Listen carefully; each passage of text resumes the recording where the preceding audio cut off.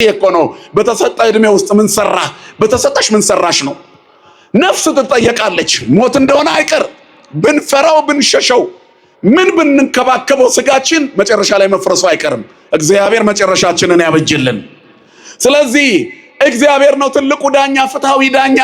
መጨረሻ ላይ ይጠይቀናል ስለተሰጠን ነገር ምን ማድረግ እንዳለብን። ከኛ የሚጠይቀው እግዚአብሔር ብዙ ነው። ከኛ የሚፈልገው ብዙ ነው። ለዚህ ነው ያለነው ከኛ በላይ ለኛ የሚያስብ አምላክ ነው። ስለዚህ ስሙ ሞት ያስደነግጣል፣ ቀላያት ይሰነጥቃል። የከበረውን ስም በእያንዳንዳችን ልብ ውስጥ ነው የሳለው። ዓለም መርዝ ሰርታለች፣ እግዚአብሔር ማርከሻውን። ዓለም ሞት ደግሳልናለች፣ እግዚአብሔር ሕይወት። በሁሉም ተመልከቱ። በናይን ከተማ የምትኖር ሴት ልጇ ሞቶባት ነበር። አንድ ልጇን ሞት ቀምቶባት ነበር። ዓለም የሚሰጠን ይሄንን ነው። ነገር ግን ጌታ ሲመጣ ሁሉም ነገር ባዶ ሆነ። ምርኮን መሰብሰብ የሚችል አምላክ ነው ያለን። የተነጠቅነውን ይመልስልናል፣ እጥፍ ድርብ አድርጎ ይሰጠናል። ስለዚህ እሱ ቃሬዛውን ነካ፣ የተሸከሙት ቆሙ። ልጁን ተነሳለው። እናት አላመነችም። ልትቀብረው የምትወስደው ልጇ እጁን ትከሻዋ ላይ ጭኖ አቅፏት በደስታ ተመለሱ። እግዚአብሔር ሲገኝ ታሪክ ይቀየራል። የስቃይ ፋይላችንን የሚቀይር እግዚአብሔር ነው። የትላንት ማንነታችንን የሚለውጥ እግዚአብሔር ነው። ዘውሩ ተወልደ ይህን ሲሰማ አምናለሁ ብሎ ሰገደለት። ከዚያ ጌታ ምን አለው? የማያዩ እንዲያዩ፣ የሚታዩ የሚያዩ ደግሞ እንዳያዩ። አይሁድ እኛ አናይም አሉት። አዎ፣ ምክንያቱም አናይም ብትሉ ታዩ ነበረ። እናያለን ስለምትሉ ሳታዩ ከነውርነታችሁ ትኖራላችሁ። ምን ማለት ነው? ጻድቅ ነኝ እያለ ከነ ኃጢአቱ ከሚኖር ሰውነት እግዚአብሔር ይሰውረን። የብዙዎቻችን ድካም ይሄ ነው። ያልተገባ ቦታ ላይ ተቀምጦ አጎቱ ቄስ እንደሆኑ የሚተርክላችሁ ሰው አታጡም። በጣም ፈሪ የሆነ ሰው አያቴ ጀግና ነበሩ ብሎ ሊያወራላችሁ ይችላል። ምን ጥቅም አለው የአያቱ ጀግንነት? እንደው በጣም መንፈሳዊ አባት ነበሩ፣ እኔ የቄስ ዘር ነኝ ይላል። ስትለካው እሱ መናፍቅ ነው። ማንም በታሪክ አይጸድቅም። ክርስትና ርስት ጉልት አይደለም። የአባቶቻችን ልጆች ነን የምንለው የአባቶቻችን ልጆች መሆናችንን በስራ ስንገልጥ ነው። አብርሃም አባት አለን እያሉ ሲመጻደቁ እግዚአብሔር ምን አለ? ከነዚህ ድንጋዮች ለአብርሃም ልጆችን እግዚአብሔር ያስነሳል። ከድንጋይ አትሻሉም የአብርሃምን ስራ ካልሰራችሁ። የአብርሃም ልጆች ብትሆኑ ኖሮ የአብርሃምን ስራ በሰራችሁ ነበረ። ልቦና ይስጠን መድኃኔዓለም ለሁላችንም። ስለዚህ ከአብርሃም በፊት አለው እያላቸው እነሱ ግን አባታችን አብርሃም ነው አሉ። ግድ የለም እኔን እንኳ ባትቀበሉ እስቲ የአብርሃምን ስራ ስሩ። የአብርሃምን ስራ ስትሰሩ እኔን እንድትቀበሉ አእምሯችሁ ይከፈታል። ከድንዛዜ ህይወት እግዚአብሔር ይሰውረን። ስለዚህ ክርስትና የተሰራልን መንገድ የምንኖርበት አይደለም። እንድንኖርበት የተነገረንን ብናየው ግን ጥሩ ነው። አሁን እንደምንኖረው ቀላል አይደለም ክርስትና። ፈርተን እንደሸሸነውም ከባድ አይደለም። ውስጡ ስንገባበት እግዚአብሔር መንገዱን ያስተካክልልናል። መድኃኔዓለም መንገዱን ያቅናልን። ይሄ ያልገባው ዓለም እግዚአብሔር ሊጎበኘው ሲመጣ የመጀመሪያው መንገድ ጠራጊ አሁን ርዕስ ያደረግነው ዮሐንስ ነበረ። የቦታችን ታላቅ ሰው ስሙ እዚህ የሰመረለት የዚህ ቦታ ታላቅ ነብይ፣ በተለይም የቦሌ ደብረ ሳሌም መድኃኔዓለም ፈዋሽ ጸበል ያለው መጥምቀ መለኮት ዮሐንስ አማላጅነቱ በሁላችን ላይ ይደርብን። ስለዚህ ምን አለ? ከኔ በኋላ የሚመጣው እሱ ከኔ በፊት የነበረ ነው አለ። በቃ ሁሉንም ነገር ለእግዚአብሔር እንደመስጠት ያለ ነገር የለም። ሰባኪው የስብከቱ ሞገስ ክርስቶስ መሆኑን ካላመነ ሲቆም ተራ ዲስኩር ይሆንበታል።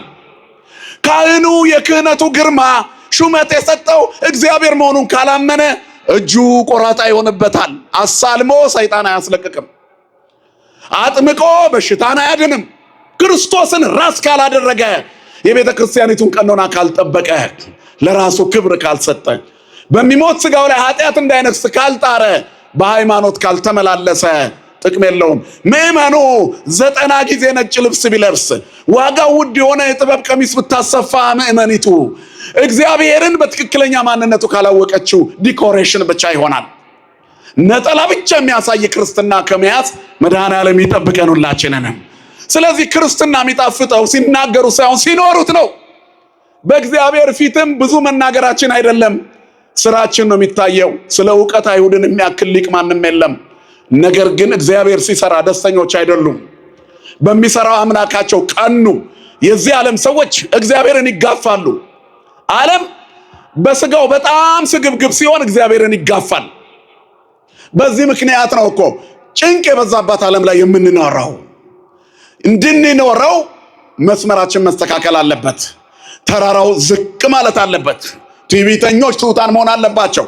ጠማማው ይቅና፣ ክፉዎችና ሸፍጠኞች ቅኖች መሆን አለባቸው። ተንኮለኞች ሴራቸውን መተው አለባቸው። በባልንጀሮቻቸው መዳን ዓይኖቻቸው ደም የሚለብስ ምቀኝነትን መተው አለባቸው። ጠማማው ይቅና። ጠማማ ሰውነት አለ። ወንድምህ ሲያገኝ ይከፋሃል። ጎረቤትሽ ሲያልፍላት ቅር ይልሻል። ይሄ ጠማማ ሰብዕና ነው። መድኃኔዓለም ያስተካክልልን። ጠማማው ይቅና እያለ መጣ። ተራራው ዝቅ ይበል። ከኔ በላይ ማን አለ ብለው ድሃ ንቀው ፍርድ አጓድለው የሚኖሩ ሰዎች አሉ። እንደ ጠዋት ጤዛ ለሚወድቅ ስልጣን ድሃ እየበደሉ ፍርድ እያዛቡ የሚኖሩ ስንት አሉ። ስንቱ እያውለበለበ እንደ ባንዲራ እየተሰቀለ ጠዋት ማታ ወረደ። ስንቱን አየነው በእኛ ዕድሜ እንኳን። ትዕቢተኞች በዚች ዓለም ላይ አይቆዩም፣ እንደ ጠዋት ጤዛ ይረግፋሉ። ኢትቅና ላይ ለኩያን አለ ዳዊት። በክፎች ላይ አትቅና፣ ወይ ኢትቅና ላይ ለገበርታ አመፃ፣ በአመፀኞች ላይ አትቅና። እስመ ከመሳይር ፍጡነ ይየብሱ፣ እንደ ሳር ለምልሞ ፈጥነው ይደርቃሉ። ወበከመ ሐመልማለ ሐምል ወፍጡነ ይወድቁ፣ እንደ ምድረ በዳ አበባ ድንገት ይረግፋሉ። ተወከል በእግዚአብሔር ወግበር ሰናየ፣ በእግዚአብሔር ታመን መልካምን ነገር አድርግ፣ በከበረ ከፍታ ላይ ያኖርሃል። ማን ያኖረን ወገኖች? እግዚአብሔር ከፍ አድርጎ ያኖረን ሁላችንን። ስለዚህ ክፉን ዓለም የምንከተላት ሆኖ ነው። ነገ እንደ ሸንኮራ መጣ ነው የምትተፋው። ዓለም እስከ መጨረሻ ያከበረችው ሰው የለም። ስለዚህ በዚህ ዓለም ላይ ከፍታ የለም። ተራራው ዝቅ ይበል እያለ መጣ። ማነህ አንተ ብለው ጠየቁት። ለጠየቁት ጥያቄ ሲመልስ ነው እኔ በውሃ አጠምቃቸዋለሁ ለንስሐ፣ እኔ ልልቅ፣ እኔ ላንስ፣ እሱ ሊልቅ የሚገባ ይመጣል፣ እኔ መንገድ ጠራጊ ነኝ። ኢሳይያስ እንዳለ አንሰ ቃለ አዋዲ ዘይሰብክ በቀዳም ወይብል ጽሁአ ፍኖቶ ለእግዚአብሔር፣ እኔ በምድረ በዳ የሚጮህ ሰው ድምፅ ነኝ። ኢሳይያስ በትንቢቱ እንደተናገረ እነሆ መንገድህን የሚጠርግ መልእክተኛዬን በፊትህ እልካለሁ ብሏል ኢሳይያስ። እሱም በክርስቶስ ፊት መጥቶ መንገድ እየጠረገ ለእግዚአብሔር ሰዎችን የሚያስተካክል የሰባኪነት ተልእኮ፣ የአገልጋይነት ተልእኮ፣ አገልግሎት ማለት ሰዎችን ለእግዚአብሔር ማዘጋጀት ነው።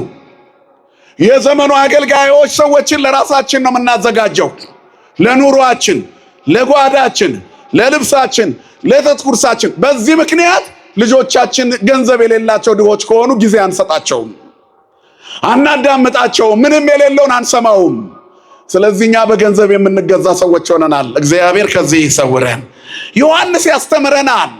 ለሁለት ጌቶች መገዛት አይገባም ይለናል። ገንዘባችሁ የምታገኙት ደሞዝ ይበቃችኋል ይለናል። ሀብታም ከድሃ አትለዩ ይለናል። ባለስልጣኖች ጉቦ አትቀበሉ ይለናል። ባለ ጊዜ ባለስልጣን ነን የምትሉ ደም አታፍስሱ፣ ሰው አትግደሉ ይለናል። ሰይፍ ስለያዛችሁ ጎበዝ አይደላችሁም፣ ተራችሁ ሲደርስ ትሞታላችሁ ይለናል። ዘረኞች ጎጠኝነትን አቁሙ፣ ለሁሉም ሰው እኩል ሁኑ፣ ተራራው ዝቅ ይበል ይስተካከል ይላል። ሰው ሁሉ እኩል ይሁን። እግዚአብሔርን መፍራት በልባችን ይንገስ። መድኃኔዓለም ልቦና ይስጠን ለሁላችንም። ስለዚህ ለእግዚአብሔር መንገዱን አዘጋጁ ይላል። ማነህ አንተ አሉት። እኔማ በውሃ ላጠምቅ የመጣሁ በትንቢት እንደተነገረልኝ የጌታን መንገድ ጥርጊያ ላቀና ነው። ከኔ በኋላ የሚመጣ ከኔ በፊት የነበረ ነው። ወውእቱ ያጠምቀክሙ በመንፈስ ቅዱስ ወእሳት፣ እሱ በእሳትና በመንፈስ ያጠምቃቸዋል። እቺና ትልቋ መልእክት በመንፈስ ቅዱስ ወበእሳት፣ ወውእቱ ያጠምቀክሙ በመንፈስ ቅዱስ ወበእሳት አለ። አንሰ ቃለ አዋዲ ዘይሰብክ በገዳም፣ እኔ በውሃ አጠምቃለሁ።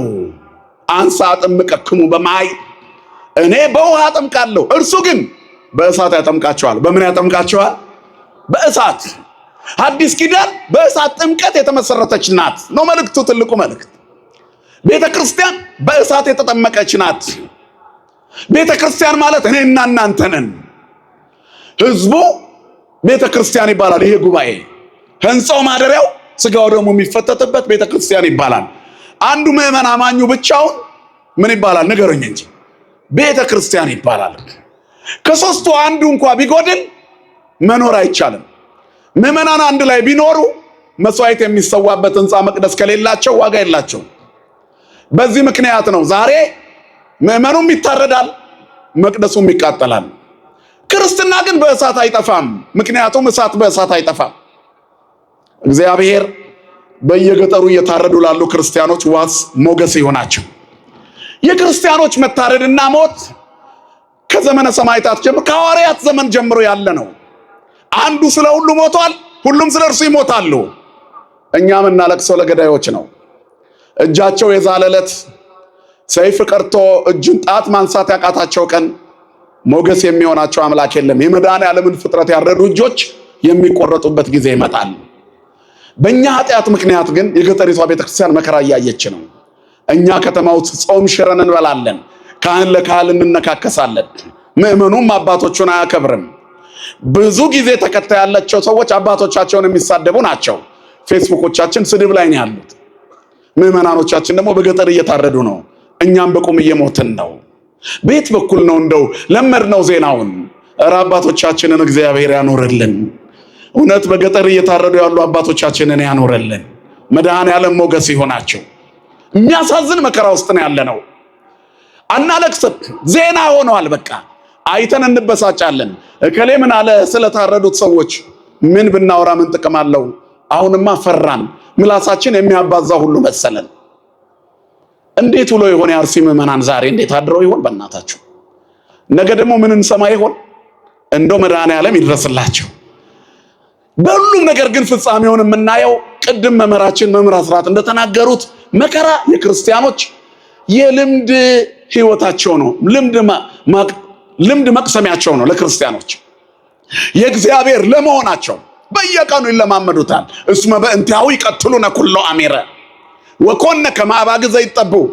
እንደሚታረዱ በጎች ሆነናል። እንደዚህ እኮ አልነበርንም እኛ። ምንም እኮ አንጠይቅም እኮ። የምንሳፈረው መኪና ላይ ሾፌር ጠይቀን እናውቃለን እንዴ? የምንገባበት ታክሲ ውስጥስ ሾፌር ጠይቀን እናውቃለን እንዴ? ወዴት እንደሚሄድ ጠይቀን መሳፈር እኮ ነው። ሁላችንም እንሞታለን፣ ገዳዩም ይሞታል። መቼ ነው ግን ወደ ነበርንበት ታሪክ የምንመለሰው? እግዚአብሔር ሀገራችንን ወደ ነበረችበት ይመልሳት። የሞቱትን አባቶቻችንን በረከታቸው ይደረብን። በቀን ሬሳ ይከመራል፣ በየቀኑ እንሰማለን።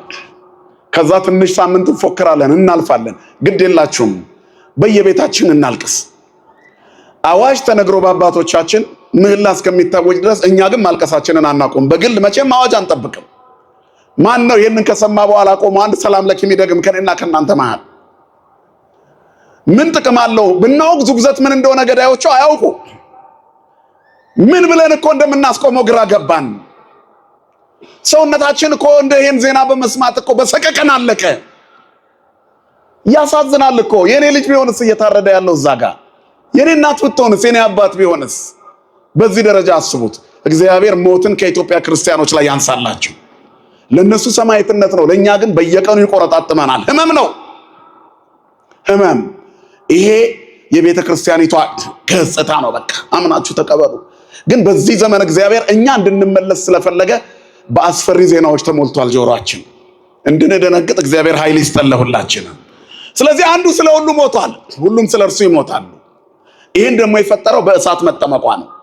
እሳት ነች ቤተ ክርስቲያን፣ በሃይማኖት ሙቀት የጋለች ናት። መንፈስ ቅዱስ ይላል አባ ጊዮርጊስ ዘጋስጫ፣ በሃይማኖት ሙቀት ቤተ ክርስቲያንን የሚያገላት እሳት ነው።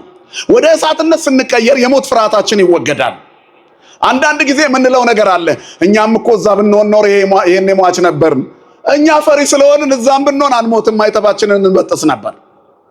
ፈሪ እንደሆንን አውቆ ከተማ መካከል አርበኛ አረገን መድኃኔዓለም እንደ ድካማችን።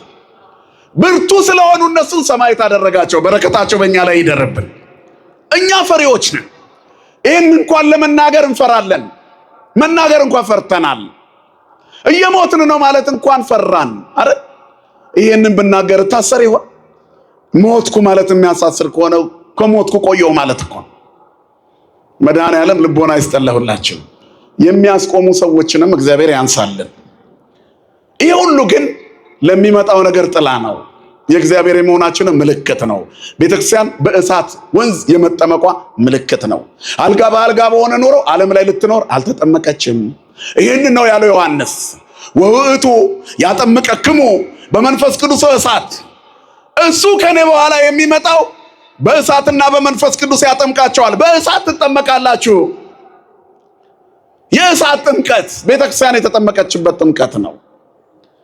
ስለዚህ አሁንም መቅደሷ ላይ እሳት ይወረውራሉ፣ አትቃጠልም፣ ያበዛታል እሳት። ያቺ 120ዎቹ ቤተሰቦች በአንድ ቤት ውስጥ ነው። በተለይ 12ቱ ደግሞ 72 ቋንቋ እንዲናገሩ የተፈቀደላቸው ዓመት በህብረት ኢየሩሳሌም አስተምረው የኢየሩሳሌምን ክርስትና ካጸኑ በኋላ ዓለምን በደመና እየዞሩ ሰበኩ። እሳት ያበዛል። ክብርና ምስጋና ለአምላካችን ለእግዚአብሔር ይሁን። ቤተ ክርስቲያን በተቃጠለች ቁጥር ትበዛለች። እሳት በእሳት ይባዛል እንጂ አይጠፋም። ስለዚህ በእሳት ያጠምቃቸዋል ያለው ዮሐንስ ይሄንን ነው።